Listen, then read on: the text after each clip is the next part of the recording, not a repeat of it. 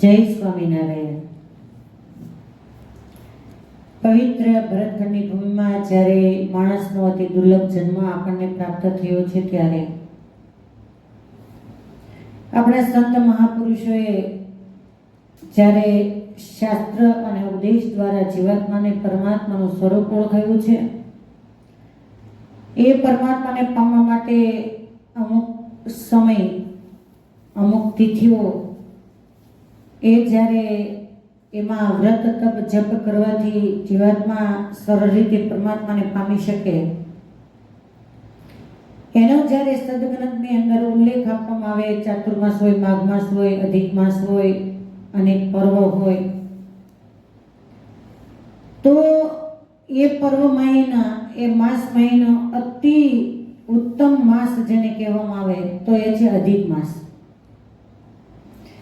અધિક માસની અંદર હું માનું ત્યાં સુધી કોઈ પણ સંપ્રદાયનો અનુયાયી જીવાત્મા હોય, કોઈ પણ ઈષ્ટદેવને માનતા હોય, એમાં શ્રદ્ધા આસ્થા રાખતા હોય, તો એ જીવાત્માને અધિક માસમાં પણ મારે ભગવાનને રાજી કરવા માટે કંઈક કરવું છે એવી ભાવના એના મનની અંદર ઉપજતી હોય છે. પછી જે સંપ્રદાયના અનુયાયી હોય તે પોતપોતાના ઈષ્ટદેવનું ભજન કરવા માટે કંઈક જપ તપ વ્રત એ વિશેષ કરીને કરતા હોય. તો જ્યારે આપણે કંઈ વ્રત જપ તપ એ કરીએ છીએ, તો અમુક એના નિયમો એના પાલનની સાથે જો કરવામાં આવે તો એની સંપૂર્ણ ફળશ્રુતિ જે શાસ્ત્રમાં બતાવવામાં આવી એ ફળ એને પ્રાપ્ત થતું હોય. દાખલા તરીકે આપણે ખેતર હોય અને એને વાડ ન કરેલી હોય, તાર ફેંસી કે કંઈ બાંધેલું ન હોય અને ખુલ્લું ખેતર હોય, તો કોણ જાણે કોના પશુ આવીને ખેતરમાં ચારો ચરી જાય એ નક્કી નહીં. પણ વાડ બાંધેલી હોય તો મોલ સલામત રહે. એવી રીતે જે આપણે વ્રત તપ જપ કરીએ છીએ એના નિયમો જે શાસ્ત્રની અંદર બતાવેલા હોય એને અનુલક્ષીને જ્યારે કરવામાં આવે ત્યારે એની ફળશ્રુતિ આપણને પૂર્ણપણે પ્રાપ્ત થતી હોય છે. તો અતિ ઉત્તમ એવા આ જેઠ માસ અધિક માસ આવતો હોવાથી અધિક માસ કરવા માટે કયા કયા નિયમોનું પાલન કરવું, શું કરવું, કેવી રીતે કરવું, એ નારદ પુરાણની અંદર બતાવવામાં આવ્યું છે. નારદ પુરાણ અંતર્ગત પુરુષોત્તમ માસ કથા. તો એમાં સૌ પ્રથમ બ્રહ્મચર્યનું પાલન કરવું. ભગવાન સ્વામિનારાયણને પણ બ્રહ્મચર્ય વ્રત એ અતિ વહાલું હતું. અને કોઈ પણ ધર્મશાસ્ત્ર એને તમે લ્યો, કોઈ પણ સંપ્રદાયનું હોય, અને એમાં જ્યારે વ્રત તપ જપ કરવાના, ભજન કરવાના જે ઉપાયો બતાવવામાં આવ્યા હોય, તો એના નિયમમાં બ્રહ્મચર્ય પાલન કરવું એ તમામ શાસ્ત્રની અંદર બતાવવામાં આવ્યું છે. તો અધિક માસ કરનાર વ્યક્તિ એમને બ્રહ્મચર્યનું પાલન કરવું. ત્યાર પછી પથારી, એ શું કહેતા, ભોં પથારી કરવી. આ પણ નિયમ બધા ધર્મશાસ્ત્રની અંદર બતાવવામાં આવ્યો હોય છે. તો ઘણીવાર આજે એમ કહી શકાય કે એક સમય એવો હતો કે 80 વર્ષે જે આપણા વડીલો પરવેશ થતા હતા, એ પરિસ્થિતિ આજે કદાચ હું માનું ત્યાં સુધી 30-35 વર્ષે જોવા મળે. કેમ કે કોઈને કમરના દુખાવા હોય, કોઈને ગોઠણના દુખાવા હોય, કોઈને કંઈ પણ તકલીફ હોય, એના કારણે કદાચ જમીન ઉપર સૂઈ ના શકે, તો પ્રશ્ન એ થાય તો અધિક માસ કરવો છે પણ નિયમમાં તો ભોંય પથારીએ સૂવાનું બતાવ્યું, તો શું કરવું? તો જે દેહાદિક પીડાથી હશે, એ પીડા ભોગવી રહ્યા છે, દેહાદિક કંઈ આપત્તિ છે, એના માટે બાંધછોડ કરવામાં આવી છે કે ભાઈ તમારી પરિસ્થિતિ નીચે સૂઈ શકે એવી નથી ને તમારે અધિક માસ કરવો છે, વ્રત તપ કરવું છે, તો તમે તમારી સાનુકૂળતા પ્રમાણે કરી શકો છો. એમાં દોષ નથી, પણ સશક્ત શરીર હોય અને નિયમનો ભંગ કરે તો એને ફળની અંદર બાંધછોડ થાય. ત્યાર પછી પત્રાવળીમાં જમવું. હવે તો કદાચ મળતા હશે કે કેમ એ ખબર નથી. એક સમય હતો કે ક્યાંય પહેલા આપણે એવું કહેતા ભંડારો છે, બધાને જમવાનું હોય, તો ગામ ધુમાડા બંધ જમવાનું હોય તો પતરાવાળાને પહેલા પડિયા આપવામાં આવતા. પડિયા તો હજી કંઈક જોવા મળે યજ્ઞશાળાની અંદર ને ત્યાં, પતરાવાળા પણ જોવા મળે, પણ કોઈ ઉપયોગ કરતું નથી. યજ્ઞ યાગાદિક હોય ત્યાં આ વસ્તુનો સવિશેષ ઉપયોગ થતો હોય. અને અમસ્તા પણ આપણે વ્રત કરતા હોય, માનો કે ચાંદ્રાયણ કરતા હોય, તો ચાંદ્રાયણના કોળિયા એ કાંઈ પાત્રમાં ન લેવાય, શાસ્ત્રમાં નિષેધ કરેલો છે. તો પતરાવાળા ન મળે તો પછી અમે લોકો એવું કરીએ કે વૃક્ષ હોય, જે વૃક્ષના મોટા પાન હોય, દાખલા તરીકે બદામ, તો એના પાન લઈ અને એના પત્તા ઉપર કોળિયા મૂકી અને પછી ગ્રહણ કરતા હોય. એટલે કે પતરાવાળામાં જમવું. વિશેષ કહે છે કે પુરુષોત્તમ માસમાં ભક્તિ વડે જે મનુષ્ય શ્રીમદ ભાગવત મહાપુરાણ એની કથાનું શ્રવણ કરે છે, તો એનો પુણ્ય વિધાતા પણ પોતાના વચનથી, પોતાના સ્વમુખે કહેવાની શક્તિમાન નથી. આટલું શ્રીમદ ભાગવત મહાપુરાણ એનું શ્રવણ કરવાનો મહિમા બતાવ્યો.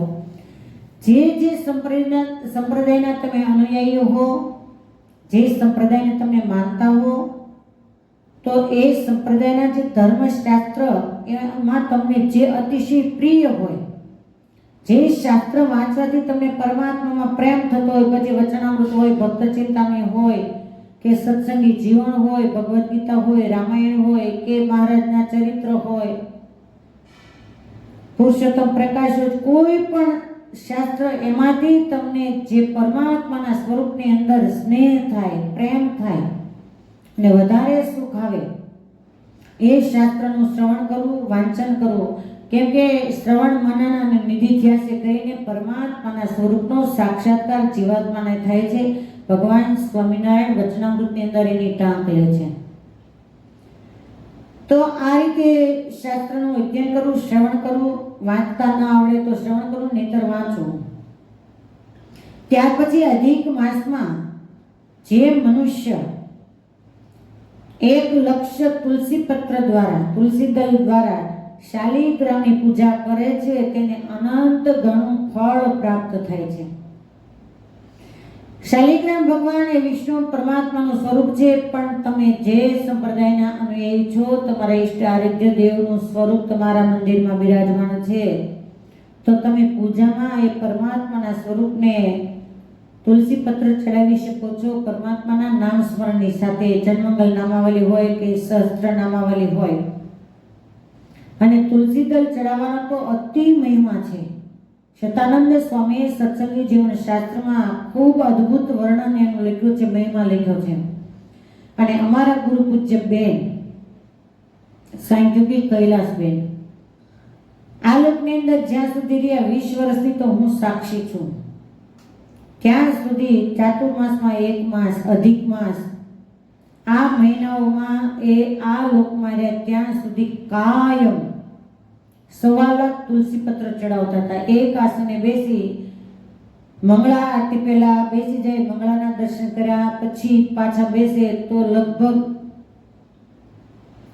સહસ્ત્ર નામાવલીની સાથે 1 માસમાં એ 1.25 લાખ તુલસી પત્ર એ ચડાવતા. લગભગ હું ધારું ત્યાં સુધી 11, 11:30 ઊભા થાય ત્યાં સુધી ઊભું નહીં થવાનું. તો આજુબાજુના ગામડામાંથી તુલસી પત્ર હરિભક્તો લઈ આવે. એટલા બધા તુલસી લાવવા ક્યાંથી? પછી કચ્છમાંથી સાંખ્યોગી બહેનો કોઈ હરિભક્તો દર્શન કરવા માટે ગઢપુર, સાવંતપુર આવતા હોય તો એમની સાથે તુલસી પત્ર મોકલતા હતા. એટલે તુલસી પત્ર ચડાવવાનો ખૂબ મહિમા છે. વળી પુરુષોત્તમ માસ કરનાર જે વ્યક્તિ છે, એ પુરુષોત્તમ માસના કથા પ્રમાણે, મહિમા પ્રમાણે એમ કહેવાય કે વ્રત કરનાર માણસ એને જોઈ જેમ હાથી એ સિંહને જોઈને નાસી જાય, ડરી જાય, ભાગી જાય, એમ અધિક માસનો વ્રત કરનાર મનુષ્યને જોઈ અને યમદૂતો પણ નાસી જાય છે. તો એના જીવાત્માને લેવાની વાત જ ક્યાં રહી? વળી આ અધિક માસનું વ્રત કરનાર 100 યજ્ઞ કરતા પણ વધારે ફળ શ્રુતિને પામે છે. કારણ કે યજ્ઞ કરવાથી કેવળ સ્વર્ગ મળે છે, પરંતુ અધિક માસનું વ્રત કરવાથી જીવાત્મા પરમાત્માના ધામને પામે છે, એને પરમાત્માના સ્વરૂપની પ્રાપ્તિ થાય છે. પૃથ્વી પર જેટલા તીર્થો છે, જેટલા તીર્થ ક્ષેત્ર છે તથા દેવતાઓ છે, બધાય પુરુષોત્તમ માસ કરનાર વ્યક્તિના શરીરમાં નિવાસ કરીને રહે છે, આવું નારદ પુરાણમાં લખ્યું છે. વળી આ પુરુષોત્તમ માસનું વ્રત કરનારને દુઃસ્વપ્ન કેટલાક ખરાબ સ્વપ્ન આવતા હોય, ઘણીવાર ડર લાગે એવા સ્વપ્ન આવતા હોય, તો ઘણીવાર કંઈક અઘટિત બની જાય એવા સ્વપ્ન આવતા હોય, તો આ વ્રત કરનારે દુઃસ્વપ્નમાંથી મુક્ત થાય છે. વળી આદિ ભૌતિક, આદિ દૈવિક અને આધ્યાત્મિક કહેતા આદિ વ્યાધિ અને ઉપાધિની અંદર જલતો આ સંસાર, એમાં જીવન જીવતા મનુષ્યો એ જો પુરુષોત્તમ માસનું વ્રત કરે તો આ 3 તાપ થકી કે 3 પ્રકારના દારિદ્ર્યો થકી એ મુક્ત થાય છે. વળી આ વ્રત કરનારને આવતા વિઘ્નથી ઇન્દ્રાદિક દેવો એ ભગવાન પુરુષોત્તમને રાજી કરવા માટે વ્રત કરનારના જીવનમાં આવતા જે વિઘ્નો એનાથી રક્ષા કરે છે. એટલે તમે સમજી લો કે દેવતાઓ એ ભક્તની રક્ષા કરે ભગવાનને રાજી કરવા માટે. એટલે આ લોકના મનુષ્યના અંગ રક્ષક સ્વયં દેવતાઓ બની જાય છે. વળી આ વ્રત કરનાર જ્યાં જ્યાં વસે છે, જ્યાં જ્યાં એની ઉઠબેઠ હોય, જ્યાં નિવાસ કરતા હોય, ત્યાં ત્યાં એની સામે ભૂત, પ્રેત, પિશાચ આદિ જે મલિન તત્વો એ ઊભા રહેતા નથી, એ સ્થાન છોડીને જતા રહે છે. વળી આ વ્રત કરનારનું ફળ, જે વ્રત કરનાર વ્યક્તિ છે એને કેટલું ફળ પ્રાપ્ત થાય છે એને સ્વયં ભગવાન શેષ નારાયણ 1000 મુખે જો વર્ણન કરે છતાં પણ પાર આવે નહીં. એને સમર્થ જ નથી કહી શકે એની ફલશ્રુતિને. આટલું અદ્ભુત અધિક માસ વ્રત કરનારનું ફળ છે. વળી આ માસનું વ્રત કરનાર પુરુષોત્તમ ભગવાનને અત્યંત વાલો થઈ અને સાક્ષાત એવા રસિકેશ્વર ભગવાન પુરુષોત્તમ એની સાથે આનંદથી પરમાત્માના ધામમાં કાયમના માટે નિવાસ કરીને રહે છે. અધિક માસનું વ્રત કરતા હોઈએ ત્યારે દેવ, વેદ, બ્રાહ્મણ, ગુરુ, ગાય, જે વ્યક્તિ અધિક માસનું વ્રત તપ કરે છે, ભજન સ્મરણ કરે છે, એ વ્યક્તિ, ત્યાર પછી સ્ત્રી, રાજા તથા મોટા માણસોની નિંદા કરીને, જે વ્યક્તિ બતાવવામાં આવ્યા એની નિંદા કરીને, આ વ્યક્તિ સિવાય પણ કોઈની નિંદા કરવી નહીં. અને એમ કહેવાય કે આ અધિક માસનું વ્રત કરનાર વ્યક્તિ અનંત ઘણા ફળને પામે છે. અનંત ઘણું ફળ જે તમે ભજન કરો, સ્મરણ કરો, વ્રત કરો, માનો દાખલા તરીકે કે એક એકાદશી તમે નિર્જળા કરી, કાયમના માટે ભલે નકોરડો કે ફરાળ કરીને કરતા હો, પણ એક આડા દિવસે તમે નિર્જળા એકાદશીનું વ્રત કરો અને અધિક માસમાં એક કરો તો એ અનંત ઘણું ફળ આપનારું બને છે. એક ઉપવાસનું ફળ આડા દિવસે તમે જે કરો અને જે હોય એનાથી અનંત ઘણું ફળ અધિક માસના ઉપવાસ કરવાથી છે. તમે કાયમના માટે 25 માળા કરતા હો અને અધિક માસમાં 1 માળા કરો તો પણ અનંત ઘણું ફળ આપનારી છે. એનો મતલબ એવો નહીં કે ઘટાડી દેવો. તો આટલો મહિમા જો ભજન સ્મરણ કરવાનો હોય તો કાયમના માટે જે કરતા હોય ને એનાથી તો વિશેષ ચોક્કસ કરવું. કેમ કે કઈ કાયમના માટે અધિક માસ આવતો નથી, 3 વર્ષે એકવાર આવે તો લૂંટી જ લેવાય એમ કહેવાય. હમણાં માનો કે સોના ચાંદીના ભાવ વધતા હોય ને સોની એમ કહેતા હોય કે જેની પાસે પૈસા હોય એ સોનું ચાંદી લઈ લેજો અને આગળ જતા ભાવ ખૂબ વધવાના છે. 2-3 વર્ષ પછી તો આટલો આંકડો હશે, તો ઘરમાં પૈસા પડે એટલે તરત એમ કે સોનું લઈ લો, 3 વર્ષ પછી ડબલ થશે. કાંઈ આ સમય ક્યારે ફરીને નહીં આવે. એમ પુરુષોત્તમ માસ એ 3 વર્ષે આવશે, ફરીને નહીં આવે. કેમ કે 3 વર્ષ પછી તમે એમ કહો કે આવતા અધિક માસમાં કરશું, ત્યારે કોને ખબર નામ એનો નાશ ક્યારે શ્વાસ પૂરા થઈ જશે. આ ક્ષણ ભંગુર દેહનો કોઈ વિશ્વાસ નહીં, ક્યારે ઢબ લઈને ઢળી જાય.